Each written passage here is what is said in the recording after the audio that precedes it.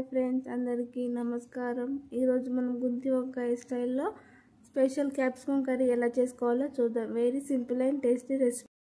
ముందుగా 250 grams capsicum తీసుకొని కడిగి పక్కన పెట్టుకోండి. ఆ తర్వాత ఫింగర్తో జెంటిల్గా నొక్కోవడం వల్ల మధ్యలో హోల్ పడుతుంది.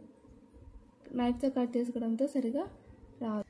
ఆ తర్వాత గ్యాస్ మీద కడాయి పెట్టుకొని దాంట్లో వేరుశనగపప్పు, నువ్వులు, ధనియాలు, జీలకర్ర, ఎండు కొబ్బరి వేసుకొని వేయించుకొని మిక్సీ జార్లోకి తీసుకోండి. తర్వాత మిక్సీ జార్లోకి కొంచెం చింతపండు, 5-6 వెల్లుల్లి రెబ్బలు, కారం, ఉప్పు, పసుపు, కొన్ని వాటర్ వేసుకొని స్మూత్గా పేస్ట్ పట్టుకోండి. ఇప్పుడు మనం తయారు చేసి పెట్టుకున్న పేస్ట్ని క్యాప్సికమ్లో ఫిల్ చేసుకోండి. ఇంకొక పాన్ తీసుకొని కట్ చేసి పెట్టుకున్న ఆనియన్, గ్రీన్ చిల్లీ వేసుకొని ఆనియన్స్ బ్రౌన్ కలర్ వచ్చేంత వరకు ఫ్రై చేసుకోండి.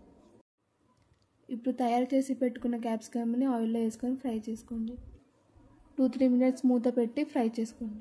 ఇప్పుడు మిగిలిన పేస్ట్ని కూడా ప్యాన్లో యాడ్ చేసుకోండి. అలాగే కొన్ని వాటర్ కూడా యాడ్ చేసుకోండి. క్యాప్సికమ్ని బాగా ఉడికించి కర్రీ దగ్గరకు వచ్చిన తర్వాత గ్యాస్ ఆఫ్ చేసుకోండి. ఈ వీడియో మీకు నచ్చినట్లయితే లైక్ చేసి సబ్స్క్రైబ్ చేసుకోండి.